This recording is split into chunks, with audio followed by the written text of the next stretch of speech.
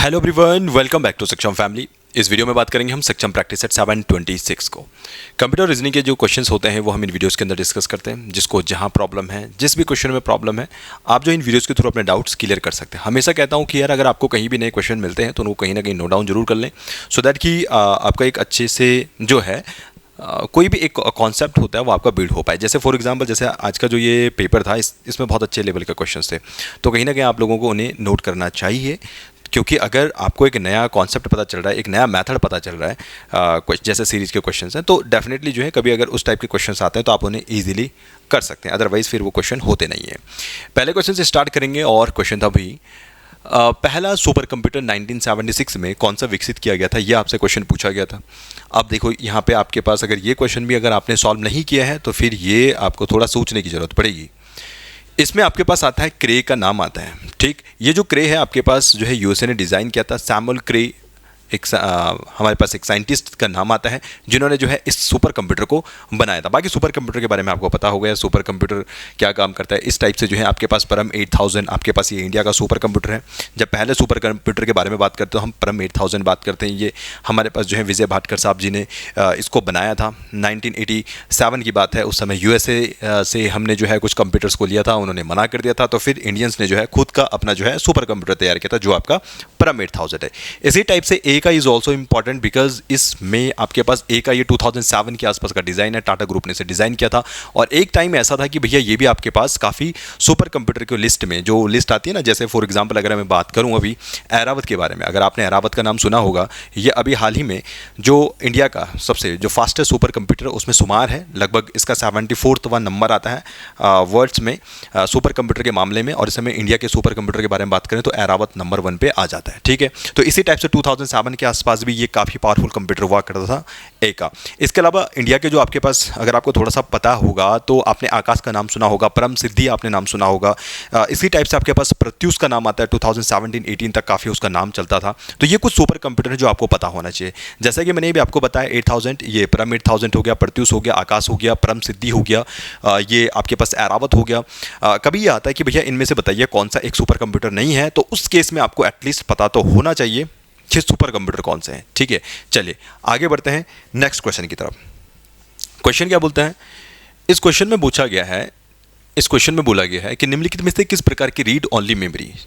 Read only memory का मतलब होता है आपके पास यहाँ पे ROM। ठीक है, ये रोम के बारे में यहाँ पे बात हो रही है। रोम के बारे में बात हो रही है कि वैद्युत आवेश के संपर्क में लाकर मिटाया जा सकता है और पुनः प्रोग्राम किया जा सकता है। इसके बारे में आपको पूछा गया है। देखिए हमारे पास जब भी मेमोरी के बारे में हम बात करते हैं तो दो मेमोरी ही आपने पढ़ी है। कौन सी वाली? एक आपके पास प्राइमरी मेमोरी होती है, एक आपके पास सेकेंडरी मेमोरी होती है। प्राइमरी बोले तो प्राथमिक और सेकेंडरी बोले तो द्वितीयक, यही होता है ना। एक आपके पास मेमोरी के अंदर आप दो टाइप की चीज़ें पढ़ते हैं। ये आपके पास प्राइमरी मेमोरी होती है यानी प्राथमिक मेमोरी, एक होती है आपके पास सेकेंडरी मेमोरी यानी जिसे हम द्वितीयक मेमोरी कहते हैं। प्राइमरी मेमोरी के अंदर आप दो चीज़ें पढ़ते हैं, एक होता है आपके पास रैम और एक होता है आपके पास रोम। ठीक है, ये चीज़ तो आपको पता होनी चाहिए। तो हम ये कुछ इस टाइप की चीज़ें पढ़ते हैं और यहाँ पे हम रोम के बारे में बात कर रहे हैं। रोम क्या है आपके पास? रोम एक नॉन वॉलेटाइल मेमोरी होती है। ये रोम का मतलब क्या होता है आपके पास, एक चीज़ आपको समझना है। रीड ओनली मेमोरी का मतलब देखो, इसमें क्या है ना, इसमें एक बार जब आप डेटा डालते हैं तो वो आपके पास इरेज नहीं होता है। ठीक है, तो उसको रोम बोला जाता है। रोम में मतलब ऐसी चीज़ें होती हैं, डेटा आपका परमानेंटली सेव वहाँ पे हो सकता है। लेकिन देखिए होता क्या है ना, प्रॉब्लम यहाँ पे ये आई कि यार आपने रोम तो बना दी, क्योंकि रोम के भी आपके पास आगे पार्ट्स आते हैं जिसमें पी रोम के बारे में बात करते हैं, आप ई प्रोम के बारे में बात करते हैं, डबल ई प्रोम के बारे में बात करते हैं। तो प्रॉब्लम यहाँ पे ये है कि आपने एक बार कोई भी चीज़ को डेटा डाल दिया, ठीक, अब उसको आप इरेज ही नहीं कर पा रहे हैं। फॉर द इन केस अगर आपको फ्यूचर में कभी किसी चीज़ में चेंज करना है तो फिर आप उसको चेंज कैसे करोगे? तो ये बड़ा सबसे बड़ी डिफिकल्टी थी, प्रॉब्लम थी। इसलिए इसमें क्या किया गया, इसमें थोड़ा सा इसको यहाँ पे चेंज किया गया। चेंज का मतलब यह है कि थोड़ा सा इसको इजी बनाया गया सो दैट कि इससे यार डेटा को इरेज किया जा सके और उसमें हम चीज़ें अपने अकॉर्डिंग डाल सकें। तो इसलिए हमने यहाँ पे क्या बनाया था, इसलिए हमने यहाँ पे बाद में ई प्रोम को लेके आए थे। ई प्रोम ये आपके पास जो है इसको हम फ्लैश मेमोरी भी नाम देते हैं, आप इसको ध्यान रख सकते हैं। और मेन मुद्दा इस बात का है, यूवी रेस के थ्रू जो है हम इसको इसमें आप क्या कर सकते थे, डेटा को इरेज कर सकते थे। इसकी full form erasable programmable read only memory हो जाता है, यानी जिस चीज़ को आप इरेज कर सकते हैं। लेकिन ये यूवी रेज के थ्रू आप इसको इरेज कर पा रहे थे। लेकिन समस्या यहाँ थी कि यार आपको मेमोरी निकालनी पड़ रही थी। यूवी के नीचे आप लेके जाओगे अल्ट्रावायलेट रेज जिसे बोला जाता है, पराबैंगनी किरणें, और उससे जो है वो इरेज होती। तो इसलिए ये बड़ी समस्या का कारण था। इसलिए हम डबल ई प्रोम लेके आए, जो इसका आंसर है। डबल ई प्रोम में क्या होता है, हम इलेक्ट्रिकली हम उसे इरेज कर सकते हैं। जैसे आज आपने पेन ड्राइव देखा ना, नॉर्मली हम क्या करते हैं, कंप्यूटर में डालेंगे उसको इरेज करते हैं, तो इलेक्ट्रिकली इरेज है। मतलब आप उसे कहीं यूवी रेज के नीचे लेके नहीं जा रहे हो जहां पे आप उसको इरेज करना पड़े। इसलिए यहां पे जो है डबल ई प्रोम इसका आंसर हो जाता। एक छोटा सा आपको एक आइडिया भी मिला होगा कि भैया डबल ई प्रोम एक्चुअल में होता क्या है, या पी रोम क्या होता है। तो इस चीज़ को थोड़ा सा ध्यान रखने वाली बात है आपको। तो अभी के लिए जो है डबल ई प्रोम इसका आंसर हो जाता है। और इसमें ही हम क्या करते हैं, स्टैटिक वे में हम क्या करते हैं, इसमें डेटा को इरेज करने का हम इसमें काम करते हैं। और दूसरा, इसमें आप एक चीज़ और ध्यान रखिएगा, अगर हम कभी कभार फ्लैश मेमोरी के बारे में बात करते हैं तो भैया ये आपके प्लस फ्लैश मेमोरी भी आ जाता है। ठीक है, इसको याद रखना। ठीक है, इसको लिख लीजिएगा, फ्लैश मेमोरी हम इसे कहते हैं। आगे ध्यान बात करते हैं नेक्स्ट क्वेश्चन के बारे में। निम्नलिखित में से कौन सा एक रोम का गुण नहीं है? रोम के बारे में अभी हम बात कर ही रहे थे। तो यह बूट लोडर जैसे सिस्टम सॉफ्टवेयर रखता है। हाँ बिल्कुल रखता है। क्यों रखता है? क्योंकि भैया यहाँ पे आपके पास जो है परमानेंट डेटा स्टोर होता है। डेटा स्टोर के लिए हमें इसको रखना पड़ता है। गुण कौन सा नहीं ये बताना है। कंप्यूटर बंद होने पर भी जानकारी नहीं खोती, ये बात बिल्कुल सही है। ये बात भी बिल्कुल सही है। ठीक है, कंप्यूटर बंद होने पर भी जानकारी नहीं खोता। किस में खो जाती है? रैम में। रैम जैसे ही आपके पास कंप्यूटर बंद होता है तो आपके पास जानकारी खो जाती है। इसलिए इसको हम क्या बोलते हैं, वॉलेटाइल भी बोला जाता है इसको। ठीक है, बात समझ में आ गई। इसे वॉलेटाइल मेमोरी के रूप में जाना जाता है। तो ये बात बिल्कुल गलत है। अभी मैंने आपको बताया है वॉलेटाइल मेमोरी हम रैम को कहते हैं। ठीक, तो इस चीज़ को थोड़ा सा ध्यान रखना।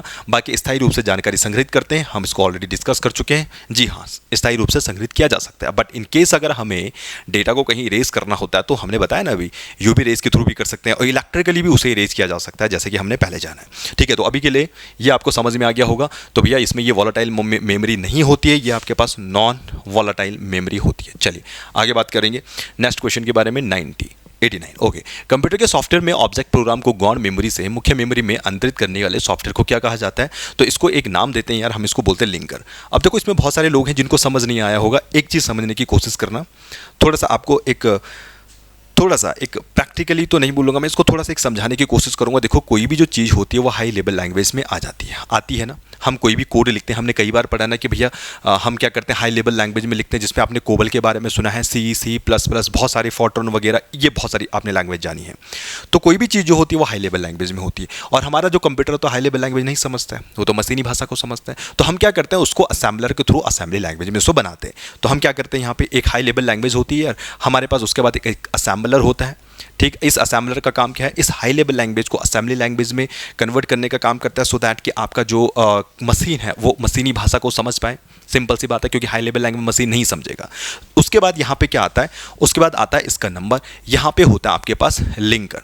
इसमें क्या होता है, यहाँ पे लिंकर होता है। क्लियर हो गई बात? अब बस थोड़ा सा आपको ये समझना है कि देखो आपने कोई प्रोग्राम लिखा, उसके बाद उसको क्या किया, यहाँ पे असेंबल किया।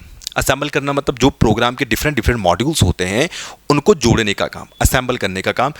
तो ये अलग अलग पार्ट्स हैं। इन अलग पार्ट्स को लिंकर क्या करेगा, उन पार्ट्स को जोड़ने का काम करता है। अब देखो बहुतों को ये चीज़ समझ नहीं आई होगी, तो इसको आप ऐसे समझो, जैसे फॉर एग्जांपल एक मोबाइल फ़ोन होता है या कोई गैजेट है।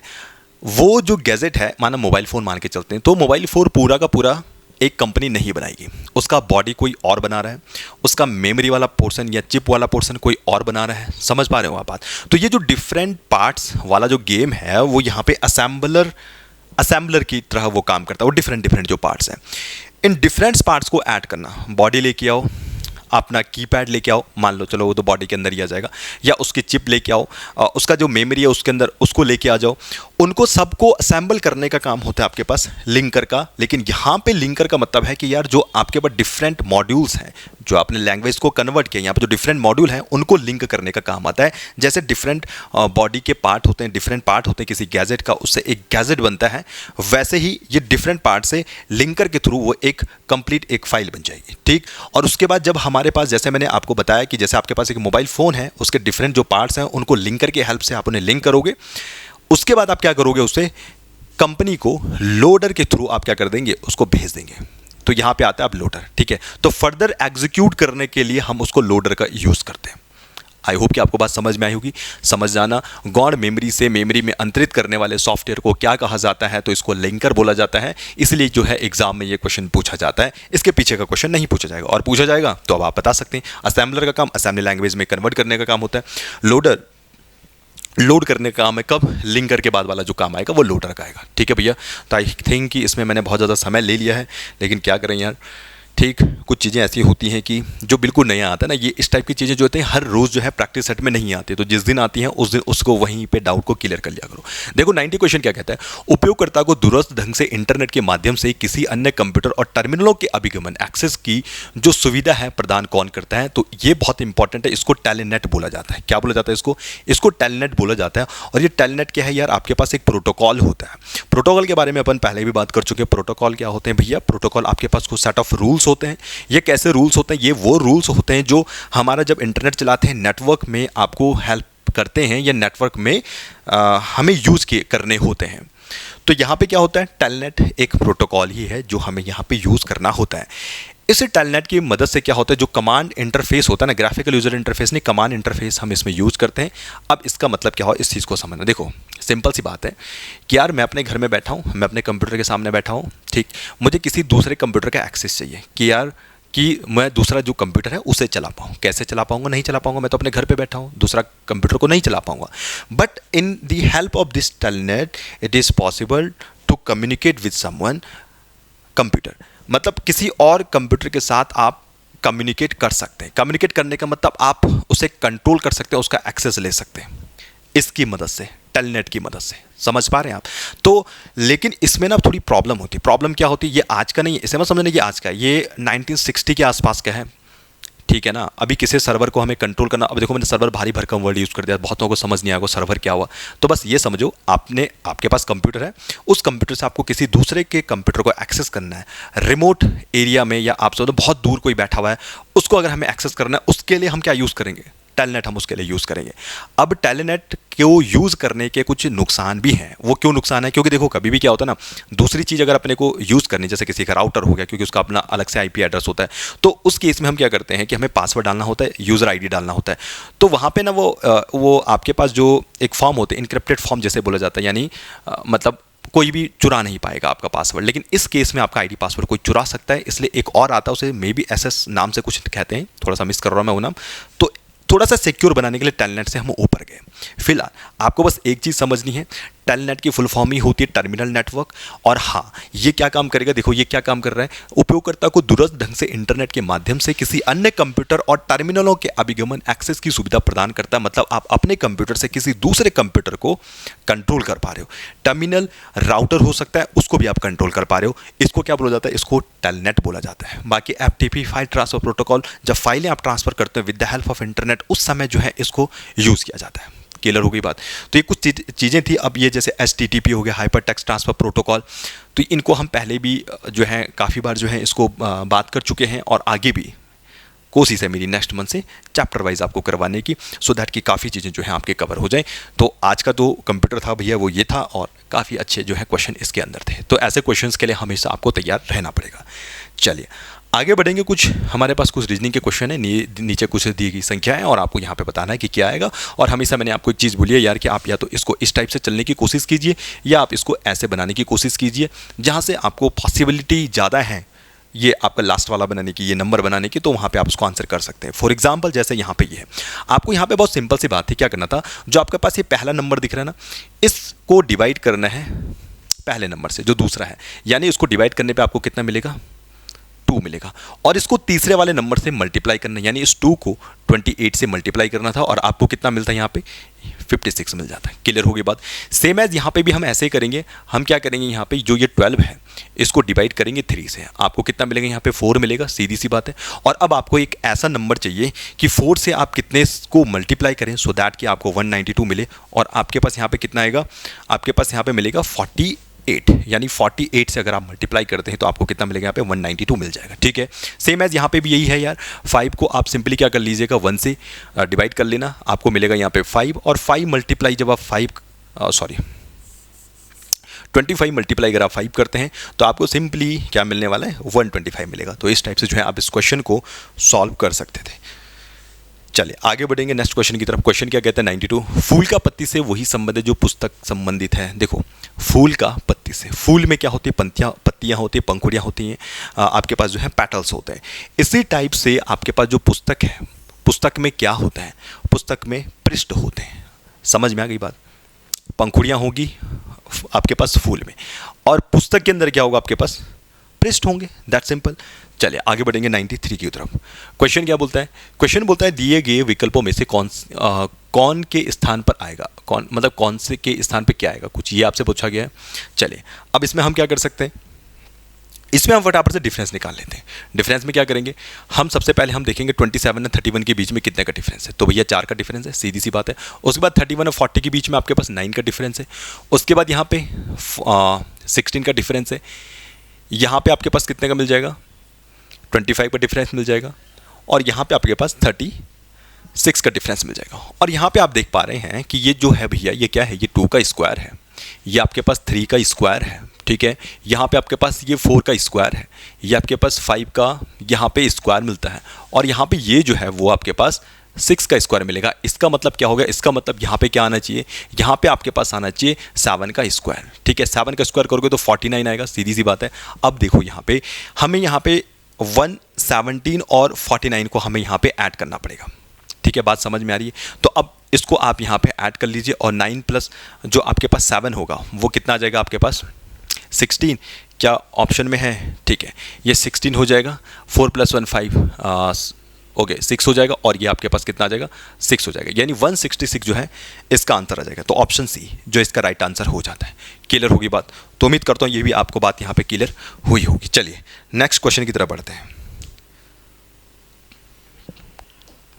क्वेश्चन नीचे दी गई आपके पास तालिका है, इस तालिका में आपको ABC जो है वो वैल्यूज पुट करनी थी, जो भी नंबर्स थे, और फिर चेक करना है आपको, ठीक है। तो थोड़ा सा कॉम्प्लिकेटेड बन गया, ये आप सीधा सीधा नहीं है। अभी आपको पहला चेक करोगे, फिर दूसरा चेक करोगे, फिर तीसरा चेक करोगे। देखो यहाँ पे आपको क्या करना था, यहाँ पे आप एक काम करते, वो काम ये था, अगर आप ऑप्शन सी को देखेंगे, इस सी में अगर आप B की जगह 13 पुट कर दें, B की जगह मैंने 13 पुट कर दिया भैया, A की जगह हमने यहाँ पे 9 पुट कर दिया, C की जगह हमने यहाँ पे 11 पुट कर दिया, और इनको ऐड कर लो। ऐड का मतलब देखो यहाँ पे 9 हो गया, यहाँ पे 13 हो गया, यहाँ पे 8 हो गया, यानी 13 + 9 आपके पास 22 होता है। और 22 में मतलब सिंपल सी बात है यार, इसको ऐसे करना है 9 + 13 + 8, ठीक। ये कितना मिलेगा आपको यहाँ पे 30 मिलेगा। क्लियर हो गई बात? इसी टाइप से 9 + 10 + 11 ये भी कितना मिलेगा आपके पास 30 मिलेगा। सेम एज 12 + 7 कर दो आपके पास 19, और 19 + 11 आपको कितना मिलेगा 30 मिलेगा। इसलिए ऑप्शन सी जो है यहाँ पे वेरीफाई होता है। सी ऑप्शन रखने से आपके पास जितने भी ये नंबर्स हैं ऐसे, ये आपके पास 30 ही आपके पास जो है आंसर देंगे। चलिए आगे देखिएगा। चलिए क्वेश्चन नंबर 95 की तरफ बढ़ते हैं। अब ये क्वेश्चन क्या बोलता है, एक आदमी पूरब की ओर मुंह करके खड़ा है, और ये 60 डिग्री घूम रहा है, उसके बाद 255 डिग्री घूम रहा है, और उसके बाद 105 डिग्री घूम रहा है। उसका मुंह किस दिशा में आपको ये निकालना है, ठीक है। अब देखो ये ना रोटेशन है, या आपको डायरेक्शन फाइंड आउट करनी है, बट कैसे, घूम के फाइंड आउट करनी है। देखो कभी भी ऐसा क्वेश्चन आता है तो उस केस में आपको एक काम करना है, पहले आप इसकी ऐसी दिशा बना लो, ठीक है। ये ऐसी दिशा बनेगी। अभी कौन सी दिशा में, ये पूरब दिशा में है, ठीक। एक काम कर लो, उसके बाद आपको सिंपली क्या काम करना है, अगर घड़ी की दिशा में घूम रहा है तो पॉजिटिव लिखना, और घड़ी की उल्टी दिशा में घूम रहा है तो नेगेटिव लिखना। जैसे यहाँ पे बोला इसने 60 घूमता है, किस दिशा में घूम रहा है, इसने बोला घड़ी की दिशा में घूम रहा है, तो मतलब मैं लिखूंगा +60, प्लस नहीं मतलब 60 लिखूँ, डायरेक्टली लिखा मैंने 60 क्लॉकवाइज, ठीक है। उसके बाद इसने क्या बोला, घड़ी के विपरीत दिशा में घूम रहा है, कितना 255। इट मीन्स मैं यहाँ पे क्या लिखूंगा, सिंपल सी बात है -255 मैंने ए लिखा है, ए का मतलब एंटी क्लॉकवाइज, ठीक। और उसके बाद इसने फाइनली क्या बोला, घड़ी की घूमने की दिशा में, मतलब अगेन वो पॉजिटिव डायरेक्शन में घूम रहा है, तो मैं क्या लिखूंगा यहाँ पे पॉजिटिव, और कितना लिखूंगा यहाँ पे 105 लिखूंगा क्लॉकवाइज, ठीक है।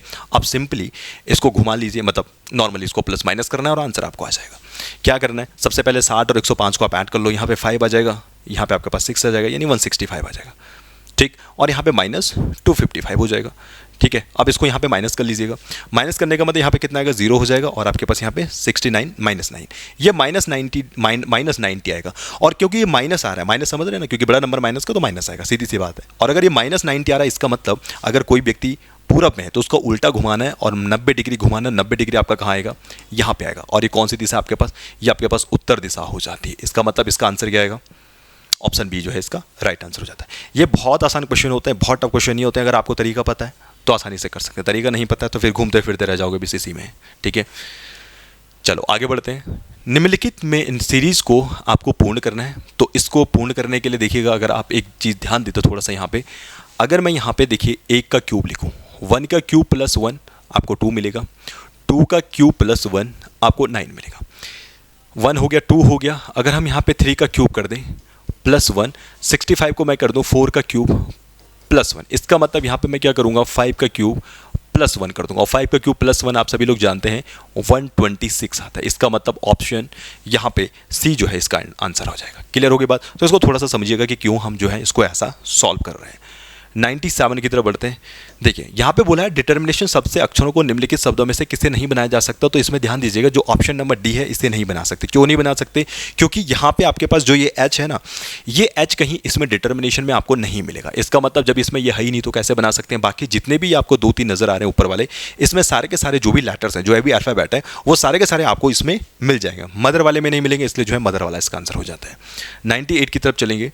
चलिए क्वेश्चन नंबर 98 की तरफ बढ़ते हैं। दी गई श्रृंखला में कौन सी संख्या गलत है आपको ये बताना है। तो यहाँ पे एक चीज़ आपको ध्यान रखनी है कि देखिएगा, जब आप इनका डिफरेंस निकालोगे ना, नॉर्मली ये थोड़ा सीरीज और होनी चाहिए थी। अब ये क्वेश्चन पता नहीं कहाँ से पहले आया हुआ है, लेकिन यहाँ पे 3158 नहीं होना चाहिए था, इसमें होना चाहिए था आपके पास 3425। ये नंबर यहाँ पे ऐसा होना चाहिए था। ठीक है, तो इससे ऐसा क्यों कह रहा हूँ मैं ये होना चाहिए?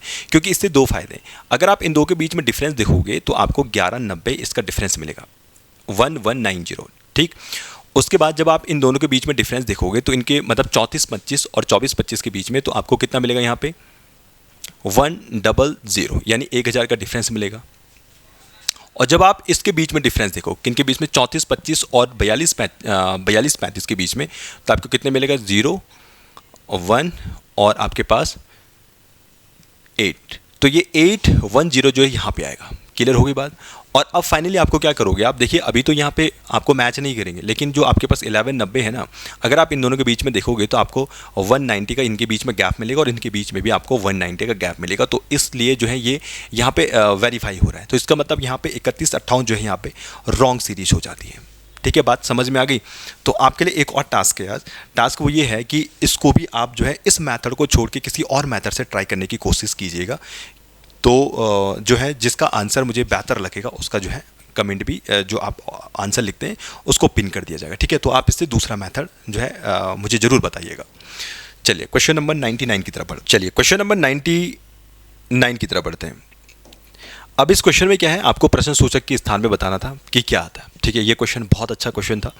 इसमें आपको सिंपली क्या करना था, देखिए अब देखना, एक काम और कीजिएगा, आपने भी इस क्वेश्चन को सॉल्व किया होगा और जिसने अभी तक सॉल्व नहीं किया, पहली बार इस वीडियो में आया, तो इस क्वेश्चन को खुद से कोशिश कीजिएगा इसको सॉल्व करने की। ठीक है, और आपका जो भी कुछ नया मेथड है, क्योंकि देखिए अब दिमाग तो बहुत होंगे, ये वीडियो जितने लोग देखते हैं सबके दिमाग अलग तरीके से चलते हैं, तो अगर आपको थोड़ा और कोई सूटेबल मेथड मिले तो आप जरूर बताइएगा। देखिए इसमें क्या है, इसमें आप क्या कर सकते हैं, जैसे 9 हो गया और 11 हो गया, इस 9 और 11 से आप 99 को डिवाइड कर सकते हैं, यानी 9 से 99 कटता है और 11 से भी 99 कटता है। ठीक, इसी टाइप से आपके पास जो 10 हो गया और ये 25 हो गया, इन दोनों से जो ये 50 है वो डिवाइड होता है। ठीक है, मतलब 10 पंजे 50 और 25 दूना 50 दोनों कटते हैं। सेम एज हम यहाँ पे क्या करेंगे कि ऐसा नंबर जो 28 और 35 से कट जाए उसको हम यहाँ लिखेंगे, और वो नंबर आपके पास कौन सा है, वो नंबर आपके पास 140 है। ठीक, तो ये एक ऐसा नंबर है जो इन दोनों से आपके पास डिवाइड हो सकता है, तो लास्ट वाला नंबर आ सकता है। बात समझ में आ रही है? तो ये एक मेथड आपका हो सकता है कि जिसमें आप इसको आंसर ऐसे निकालें। बाकी आप देखेंगे 110 हो गया, 148, 175, इससे कोई भी डिवाइड नहीं होता है। तो अगर आपके पास कोई और बेहतर तरीका है इससे, तो आप जो है उस तरीके को जरूर कमेंट बॉक्स में बता सकते हैं। चलिए आज के लास्ट क्वेश्चन की तरफ बढ़ते हैं। ये क्वेश्चन क्या बोलता है? क्वेश्चन बोल रहा है कि एक बंदर किसी फिसलदार 16 मीटर ऊंचे खंभे पर चढ़ता है और यदि वह 1 मिनट में 1 मीटर चढ़ता है तो अगले मिनट 1/4 मीटर फिसल जाता है। अगर आपको ध्यान होगा, ये मैंने पहले भी करवाया और मैंने हमेशा कहा है कि कन्वेंशनल मेथड से चलोगे तो आसानी से क्वेश्चन आ सकता है, सॉल्व हो जाएगा। पहले कैसे, देखो उसको चलना है 16 मीटर, 1 मिनट में वो चल रहा है 1 मीटर। देखो इसको ऐसे बनाओ, मैंने कहा यार 1 मिनट में जो वो बंदर है वो कितना चल रहा है, 1 मिनट में आपका चल रहा है वो 1 मीटर।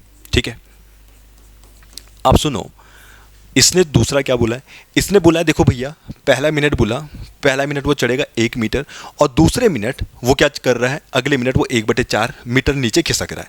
इसका मतलब ऑब्वियस सी बात है जो दूसरा मिनट होगा जो दूसरा मिनट होगा उसमें वो नीचे आएगा ना, तो जो 1 मीटर ऊपर चढ़ा है उससे नीचे आएगा। इसका मतलब इस 1 से 1/4 को माइनस करना पड़ेगा, यानी 1 - 1/4।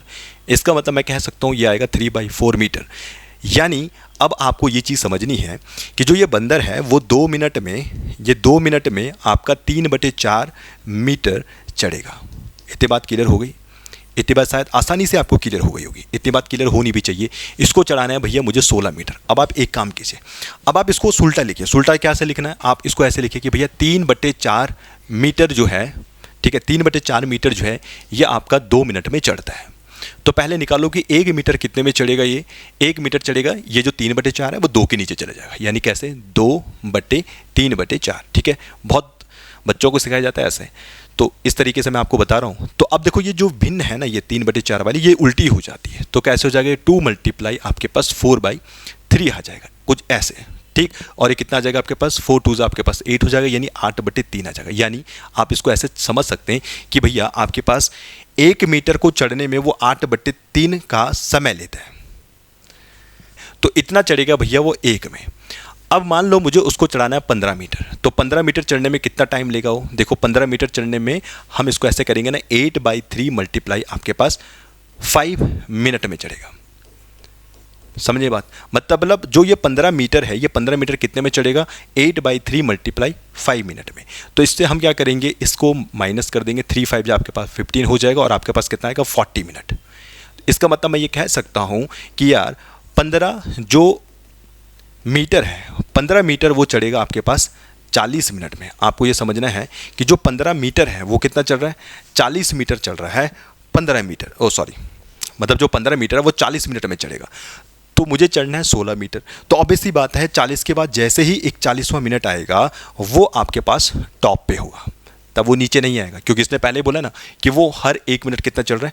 1 मीटर चल रहा है। तो इसका मतलब वो वापस नीचे नहीं आने वाला है। तो मैं कह सकता हूँ कि यार 41 वाला जो मिनट होगा उसमें चढ़ेगा, इसलिए उपयुक्त में से कोई नहीं इसका आंसर आएगा। ठीक है, तो ये थी इसकी बात। तो उम्मीद है आपको यहाँ पे चीज़ें समझ में आई होगी। मैंने आपको जो भी चीज़ें यहाँ पे समझाई हैं, तो आप जो है इसको कन्वेंशनल तरीके से भी आप इसीलिए जो इस क्वेश्चन को जो है कर सकते थे। तो उम्मीद है कि आपको जो है ये वीडियोस पसंद जरूर आई होगी, आपके डाउट भी काफ़ी क्लियर हुए होंगे। तो आज की इस वीडियो में इतना ही, मिलते हैं हम एक और नई वीडियो सॉल्यूशन के साथ।